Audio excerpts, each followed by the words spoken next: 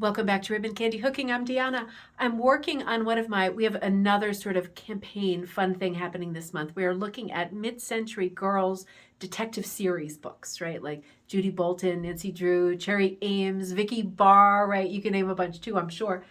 Super fun. So I made up a few kind of fake covers of books that might be, and I'm hooking a few of them. And this particular one, this is the full design, is called something like The Adventure of the Ghosts in the Gallery, something like that. I've got it up on the Ribbon Candy Hooking site. What I'm trying to do with this piece is hook with some different materials, namely some different yarns. So I want to show you what I'm doing because this is not overly traditional. And I want to show you some problem solving that I'm attempting with different gauges or thicknesses of yarn.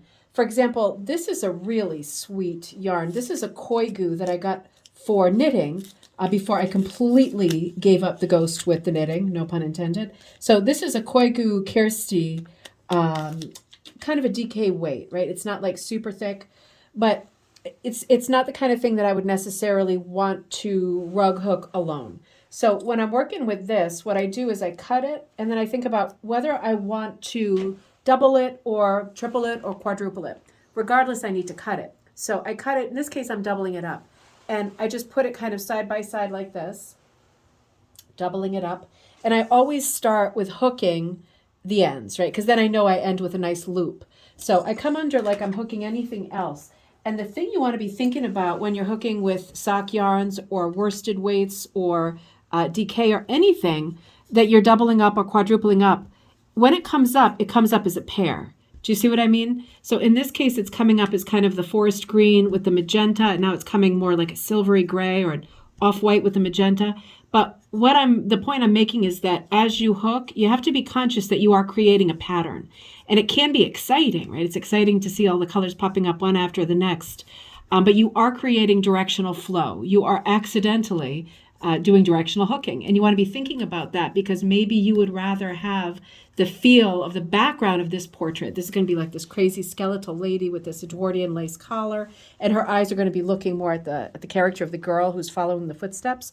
So I want the background to be exciting on this one, and I want it to look the way that it looks. But if I wanted it, for example, to have horizontal flow or straight directional flow, I'd be really careful about the way that I was hooking the two together, right? Because I'm doing it like concentrically around the shape of her body. You'd be thoughtful about that.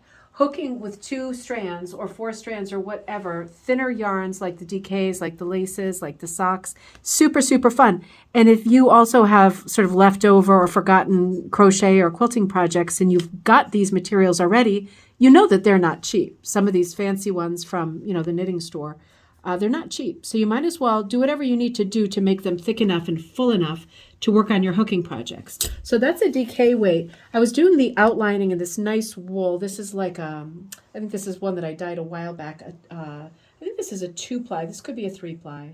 I think it's a 2-ply. Let's see.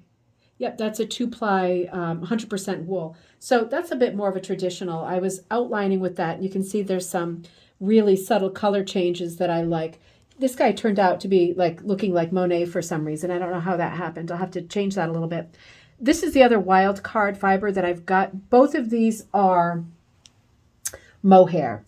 Mohair is ridiculously expensive, but it's such a beautiful, I'm going to tell you what brand this is. I think that it is, let me see. Oh, wait a minute. I was wrong. Hang on. Mohair is beautiful. It's super expensive, like prohibitively expensive in some cases. So I'm only going to put it out there because I had some. This is Kid Mohair Silk from King, so Q-U-I-N-G. Absolutely love it. I think they probably both are. You can see they're a little bit different, and you can see how thin mohair is. It's kind of ridiculously thin.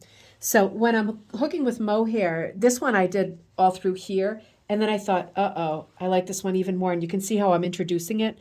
So I'm going to try to get a little bit, I'm going to mix these two throughout, try to get a little bit everywhere. When I'm hooking with mohair, I'm going to want more than 2 strands, right? Because this is like ridiculous. This is like gossamer spider web right here. So I take a quite big piece and I kind of figure it out as I go along. I want it to be thick enough that it's worth my while, right? I don't want to waste my time pulling up these like gossamer loops, right? I want to really get some substance and some speed happening. So I fold it into, in this case, let's see, that was 4. So this is 8 Yeah, I'm not even sure that that is thick enough, but I'm gonna hold with 8. And then I hook just like, so this is 8 ply. I'll hook it right down the middle. I hook it just like I'd hook anything else. I try to keep my tail up, but when I can't, I catch it in the next loop. So that looks good. That's a substantial little loop. I can go into not quite every hole, but you can see it's pulling up a treat. It's making nice soft loops. One of the things you want to remember when you're pulling up mohair, if you have mohair sweaters or jackets from Ireland or scarves or whatever, you know that it can really get not matted, but it sort of conforms quickly. And as soon as you start touching it, it has a kind of surface pile, right? It doesn't look quite as wild and woolly.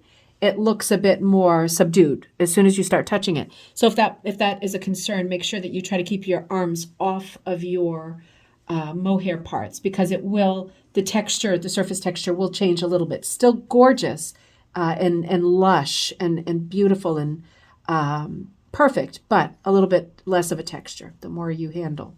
So these are some of the materials I'm experimenting with in this piece. Just a little bit of different stuff plugged in here and there for a change, using up some supplies, making do, things that I just was not using for other reasons. And you can see they all work. It's always a question of what kind of a look do you want?